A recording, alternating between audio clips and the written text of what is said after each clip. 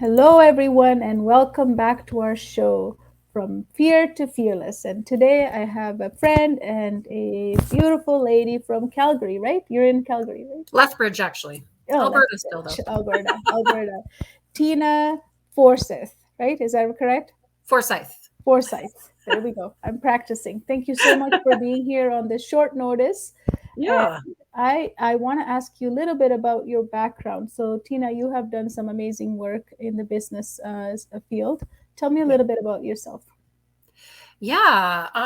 From a business perspective, I started my business back in 1999, which seems like, well, it is a long time ago now in so many ways. Over the years, I've done various things, but created a certification training program for online business managers back in 2009. Continue to work with, I have a team of licensed trainers and various folks that continue to work with and train and certify our OBMs. And I also help other experts, other amazing folks who've created great work in the world to create their own certification and licensing programs as well too. And so that's kind of me in a snapshot from the business side of things. I'm also a mom of two teenage girls, Mhm. 15 and 17 at this stage in the game. So they are always, for the most part, enjoyable. Keep me on my toes at times. Yeah. Yeah, it's awesome. Awesome. I want to ask you about your program a little bit because in the world of everyone just hiring VAs, Yeah. virtual assistants, Yeah. why did you create this, unique way of positioning the VAs? Yeah. So when I started working online years ago, originally I was trained as a coach. Like I went through and took my coach training and was going down that path. This is back in like 2000. And so I always like to say, I got trained as a coach and I went to build my business and did not know what I was doing at all, didn't know how to find clients, none of that. And back in those days, we didn't have social media and all kinds of things that we have nowadays too. So I had an opportunity to work on the back end of a really large coach training organization, and it was, in my mind I'm like, oh, I'll go do this kind of part time on the side while I continue to build my coaching business. And while I was working for this company, I was like the right hand to the GM. I was the event manager. We used to run 2 or 3 events per week, if you can Mhm. imagine. It was like a lot going on. But I got the opportunity to work in the back end of this business. And that really kind of lit a fire under me of like, wait a minute, I really like this part of it, right? Like I love being a coach, but I also really love this being behind the scenes and making things happen and all of that.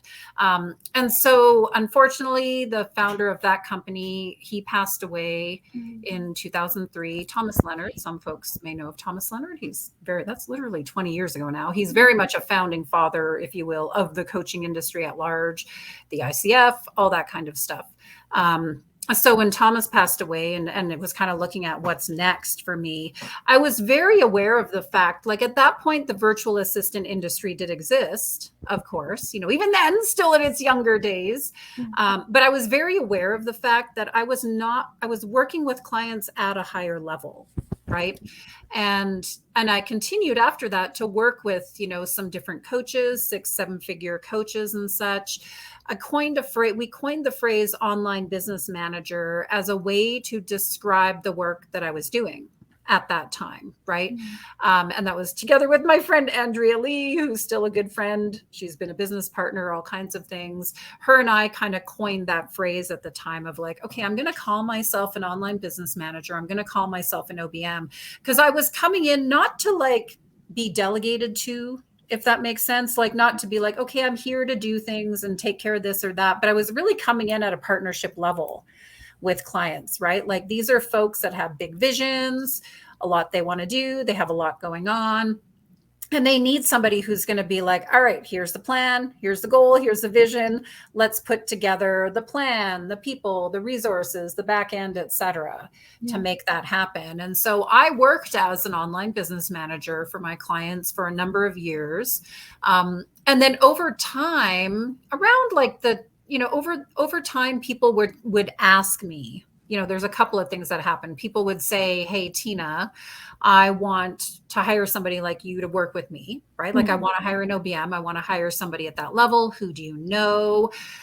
There's a handful of people out there, but at that point it was more or less just me. And then likewise too, there was other people in the virtual assistant world that started calling themselves an online business manager, but they weren't actually operating at that level. Mm. Right? Like it was almost like just giving themselves the title, but they were still showing up at a VA level. Yeah. They weren't showing up as like strategic thinkers, planners, plugging into the whole business, et cetera, et cetera. And quite honestly, that annoyed me. Right? Mhm. Like I like to say a little bit, my certification was birthed with the fact that I got a little bit annoyed Yeah. at the time, where it was like, wait a minute, you're not doing this right. Like this is not what it is to be an OBM. You're not showing up at the level that clients actually need you to in this role. You're not necessarily approaching it or doing it in the most effective way. And so I originally wrote my book. I originally wrote a book, Becoming an Online Mhm. Business Manager. Yep. The I first have it. version of my book came out in 2008. And I literally thought at the time, I'm like, okay, I'll write a book. People can go be an OBM. Read the book, go be an Do online it. business Yeah. manager. Bye. I'll keep doing my thing over here, right, with my Mm. clients. Very quickly, within like 4 months, it went from book to association, because we also have our International Association of Online Business Managers, book to the association to the OBM certification program, because people wanted more, right? They were Yeah. coming to me and saying, okay, I love this. They would read the book and say, yes, this is what I want to do. Mm. This is who I am. I want to work at this level with clients. I want to make this difference. I want to make this impact. I want to do all of this. But then they were like, I need more. Like, Mm. show me how, give me some more in-depth, support and guidance around that. And that's what birthed the OBM certification. The first program we ran was in April of 2009. Wow. Yeah. And that's standard, right? It's so important because even I draw parallel to, what I do as a learning success coach, differentiating them from tutors, because Yeah. tutors you can hire, but that's just a hit and miss. It just doesn't, Yeah. do they do the job at the level that you're expecting? But if you have a standard like what you created, Yeah. then you can Well, rely on it. and it's That's also very much like, I mean, because I want to be clear too, like the role of a virtual assistant and hiring virtual assistants and all of that absolutely is necessary, right? Like, the role of a VA is to come in and do the work in Mhm. whatever fashion needs to be done. And that can be all kinds of things, like they might be doing admin or tech or social media or all kinds of things. Yeah. But the role of an OBM, it's in the title, right? It's like, I'm here to help manage this business. Business. Yeah. And I define management in a very simple way. It's just making sure the right things get done in the right way, at the right time, and by the right people. Perfect. And so a lot of times with business owners too, if they don't have somebody who's in that management space in their business, then they are the Doing one in it. the management space. And then they're like, who's doing what and what's going on and what's coming up next? And I need to check in with this person. And oh, that didn't get done. And oh, like all of that stuff So ends up you on their alleviate shoulders. their workload in a Yeah, way. their workload gets overwhelmed. And so and even to this day, it's kind of interesting, Kohila, because back in when I first started this 14 years ago, OBM was basically a made up phrase, right? Like it Mhm. was just me and my friend Andrea and some other people that were Yeah. starting to use it here and there. So there was a lot of education around, Yep. like, what is an OBM? I've never heard of this thing. What is it? Kind of thing. And now it's actually changed a little bit, because OBM itself is much more established in the online space, right? Like people know, a lot of folks know and understand and have heard of an OBM, but, and this again is kind of the distinction between OBM and certified OBM. It's like, that doesn't mean that OBM is actually operating at that level. Mhm. Like it still happens now where a lot of folks will call themselves OBMs, but they're not Yes. actually showing up in a Mhm. management leadership Yeah. way, right? So it's interesting to see, like, the people know of it now where they didn't before, but there's still the education required and still the distinction around, like, this is what it is Yeah. to actually work with somebody at that level. Absolutely. Absolutely. Yeah. So, Tina, this show is about sharing with parents something of a fear that you overcame because Yeah. we use that as an example, because a lot of the time when we're going through parenting and the, you know, the phase of that, we, these examples can help us start conversations with our kids, or, you know, teach them how to get over that fear, because fear is a normal part of growing. So tell us about something you had. Yeah, I would say, I mean, oh gosh, there's probably like so many different fear things I could choose from, that's for sure. But one of the biggest ones, like when I look back over my life and kind of considering, what are those moments that have made some really big differences? Um, One of them was the fear I had around leaving my husband years Mm, ago. So this was 10 years ago now. That was back in 2013. And, I just remember the biggest fear I had at the time was, can I do this on my own? mm, Because my business existed for already at that point, right? Like even the OBM certification, all that stuff existed. Um, and so, but there was still a part of me where I wasn't necessarily taking my business super serious, if that makes sense. Like, because mm, my husband worked and we had an income there and all of that kind of stuff. So I had my business, yes, but it wasn't like I wasn't necessarily all in on it. So there really was one of my biggest fears and considerations around that was like, can I do this on my own, right? Like if I just, if we make this decision and decide that we're no longer married, that's going to mean that I have to carry the weight of the mm, livelihood of this mm, family and this household on my shoulders. And so that was a biggie to think, I mean, frankly, it's probably part of what kept me in the marriage longer mm. than, and it was a pretty amicable split, right? Like it was more or less a, yeah, this, we're just ain't a It's fit. not working. You know what I mean? Like there wasn't anything earth shattering about the reason why we split up. But um, yeah, it was really being able to kind of step into and own that. I know you and I talk about a lot about just the empowerment side of things, like being empowered and feeling empowered and Mm. really like, you know, what does it take to step into something? Yeah. And What did it take for you? How did you do it? in a funny way, one of the things I had to do, and I still talk about this with, even with some of my clients and, when I'm coaching folks and such sometimes, I had to be okay with losing everything Mm.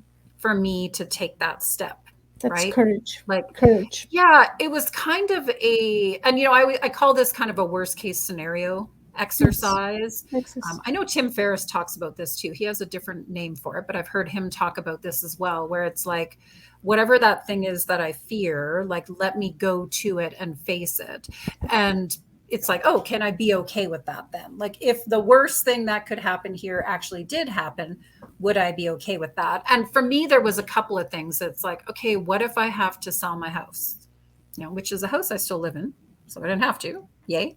But I had to go there, right? It's like I had to be okay with that. Like, okay, what if I have to sell my house? Okay. Because even not even from a financial perspective, it's just like, well, and or from a financial perspective, but it's like, well, what if, are you supposed to sell your house when you get divorced and pay this person and that, like, what if I couldn't remortgage on my own? What if it was like, okay, I had to be okay with the fact I might have to sell the house. It's like, what if my business explodes or isn't enough to support our household and I have to go and get a job? Okay, I can be okay with that, right? Like, what if, there's even more and more on my shoulders with the kids? And because they were only 5 and 7 Mm. when we split up, right? Like, they were pretty young at that time. So there was even a lot of like, oof, like now this is going to be even just more on my own shoulders Yeah. from a day to day basis. So there was something about really like, kind of facing each of those fears and knowing that even if the worst case scenario came true, that, okay, that would still be okay. Right. Like, Yes. I think if I was clinging on to, but I can't risk this. I can't lose my house. I can't, or whatever it is. It's like, then that's where I probably would have stayed stuck or could have stayed, longer So it's into that. almost like you explored the fear. You allowed yourself to explore it. Yeah. Go there. Totally. And to like literally like look it in the Oh, eye. yeah. Just Right. stare at it and say, it's happening. What are you going to do? What's that Yeah. going to do to you? Yeah. What's this going to And do to like, you? and of is it. it going to take me down? Because it's funny how fear can play a role in, like, it's kind of rolling around in the back of our mind, Yeah. and it feels like this great big whoa, like it's going to take us over. But Mm. then when we really practically look at something too, like that's where it's almost like, we can shrink it down a bit, because it's looking at it practically. Like, this comes up a lot in business, right? Where somebody's like, oh my God, like, let's say somebody's like, oh, I really need to leave this client. It's a toxic client, but I don't have another client. Yeah. Right. Or I don't have it. What happens if I leave that client and I don't get another client right away? It's like, okay, well, really, what happens? Happens. Yeah. Like, let's go there. What are you going to do? And it also, I find it also too reveals to ourselves, like, how powerful we actually are. Yeah. Right. Because I know when I did this exercise for myself, and I've continued to do it over the years with different things, especially when I catch myself kind of looping around in something like, ooh, there's some fear here I need to take a Mm. look at. But I've found when I've done it for myself, and or when my clients, have done it for themselves as well, too, we really also get to own, like, how powerful we actually are. It's like, oh, okay, so if I had to sell my house, what would I do? Okay, well, I guess we would find some place to rent, or even ultimate worst case scenario, we'll go live in my parents' basement. Like, it was But just, those are choices now. They're becoming choices versus well, where you had never had. If you just stuck into that fear, yeah, it's like, I'm going to lose my house. I'm going to lose my house. I'm going to lose my exactly. house. That's all you're saying. But here you actually have some plans, plan A, plan A, Yep, B, plan C. exactly. That's And then if actually you better have a for you. plan, and I really have, this has been true for me, I want to say, I mean, at least 9.5 times out of 10, like, rarely does the actual thing that I feared come true. Like, rarely Yeah. does it come Yeah. true. Yeah. And Because I we really fear the do. worst, right? Yeah, I think, I mean, that can be true about so many things in life. Like, we just, all kinds of stuff. But there is something too about when we know we can face something and we can handle it. Yeah. I don't know if it's some cosmic, universal, spiritual, whatever side of things. I don't know exactly what that is, but there is something about when we know we can face something and it doesn't hold that power over us anymore to hold us back, then a lot of times that thing doesn't even happen. And also, you're making those neurological pathways not blocked with stress hormones. Now you can free flow Yes, think, right? They can pass through those, and otherwise, the fear just takes over your mind, and you're like, it just does. you're hostage. Yep. So you're really hostage inside of your head. So that's why you're right, absolutely. And I actually did this exact exercises with the students as well. But my son, Yeah. especially when his dad was in the hospital, so he was Okay. freaked out. So he had a heart attack emergency. So he was on life support, and they're like, Oh he's not going to make it, right? So my son was at that time, I think, 12 or 11, and then he we are going to back and forth from the hospital and coming back. So on one road trip back home, coming back home, I told him, okay, there's 5 things that can happen here. So I just went through the things that could happen, no. and Yeah. one of them was, he's never going to come back, you're never going to have a dad. And it was hard for me to bring that up because usually death is something hard to bring up to a child, right? Yes. But when I did it with that 5 different pathways that it can happen, it didn't affect him the way. He didn't start, like, crying or anything. He's like, after that, every conversation I would have him on that road trip back and forth from the hospital, he would say, Mom, Yeah. don't worry, either of those 5 things have to happen. Like, we can only Yeah. expect these 5 things to happen, don't worry about it. He was telling me not to worry. Like, Yeah. he had these 5 things, one of these things will happen, and we have to accept it because that's reality. Is one of those 5 things will happen, and one of them was Yeah. death, and he was okay with that. And thankfully his dad survived and came back, and he said, Yeah. one of those choices did happen. So Yep. even for kids, we can start implementing to, instead of just thinking about that my dad's in the hospital, let's think about what can happen here.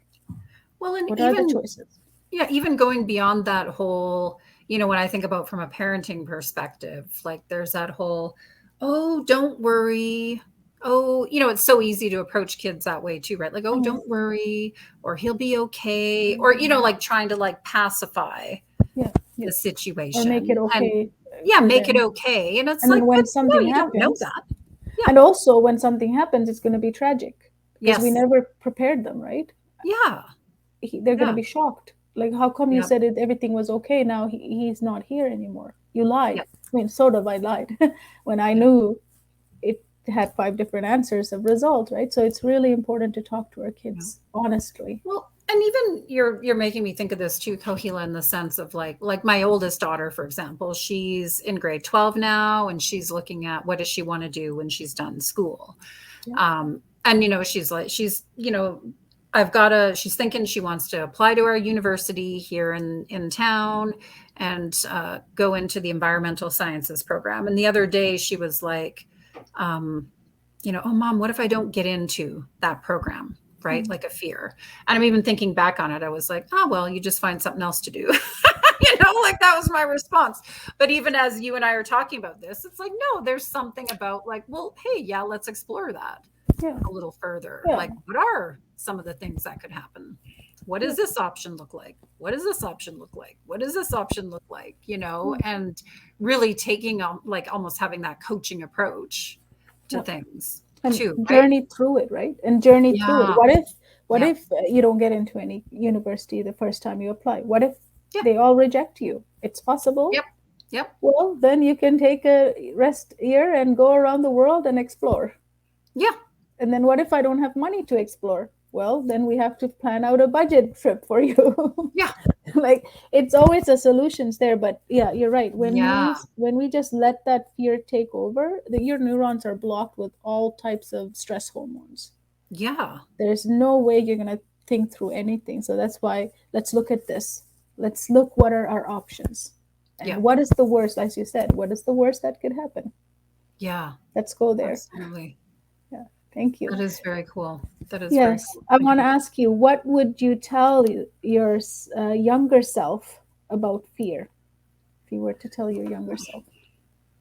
I just think that it's a natural part of the process to feel fear, because even again too, when I'm working with clients and such over the years, as they're building their businesses or creating different things for themselves, I will often talk about that idea of like the eek factor. Like the thing that scares you the most is usually the direction that you're meant to go in too. So fear can be like, it's a normal part of the journey, and it can also point towards some pretty interesting things. I think of that even with my divorce, right? Like fear that came up around my divorce. That was still very much the right thing to happen at that time. Like it was the best thing for everyone involved. Not that that's always fun to go through that process, but just, it's like, and things in my business, again, I'll joke a lot with clients about when they have something come up and they're like, eek, yikes, I don't want to do that. And often it's things that are kind of like coming in the side door, like, hey, what about this? It's like, and they're like, oh no, yikes, never, I don't know, all of that. It's kind of like, no, take a closer look at that stuff. Because, we usually only feel fear around things that actually matter to us. Yeah. And I think especially if we're trying to avoid it, or if we look through the lens of like, oh, I should never feel fear at all. It's like, well, either good luck or, you're going to live a pretty boring life or something, or a very sheltered life if we don't ever go there. Even my daughter, we talk about this from an anxiety perspective because she has a lot of anxiety and such, right? And she's been learning, and she's been doing some really great things, with herself, like finding her way through a lot of that. But at one point there was a lot of like, I shouldn't feel this way. I shouldn't feel this way. I shouldn't feel, like that kind of stuff. And it's like, no, actually it's natural Just to feel it. anxiety. Yeah. To feel it. And it's like, okay, maybe you feel it more so than others or differently than others, or it might come up more. But it's like, but then it's not your job to like stop it.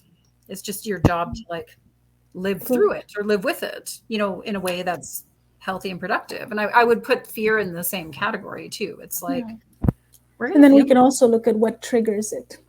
There's always a trigger that happens before that anxiety hits, right? So there's something that's triggering it, and what is that, and why is that happening? And it might be a learned thing too, right, from their past conditioning as well. So yeah, absolutely, fear, you never will be fearless.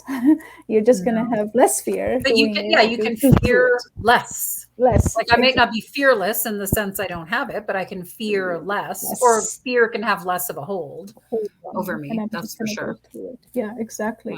Thank you, Tina, so much for coming in today. Thank This is you. awesome. We had a great conversation. Thank you so much, and sharing Of about course. your life and divorce. And divorce can be hard, and it's hard on kids, but as you Yeah. said, go there and explore. If that happens, what happens to my kids? If this Yeah. happens, what happens to my house? If this happens, what happens to my bank account? Right? Then Yeah. you Yeah. these paths that you've already explored, and your brain's not going to be bombarded with the stress hormones, and you can really make a decision. Really make a decision. So thank you so much. And for those of you who are watching, thank you for tuning in, and we'll see you next Wednesday at 11 a.m. I'm no longer doing these lives anymore, so it's just recorded sessions. But if you want to make learning easy for your child, please book a call with one of our certified learning success coaches at learningsuccessacademy.com. That's learningsuccessacademy.com. Thank you so much, and I'll see you next week.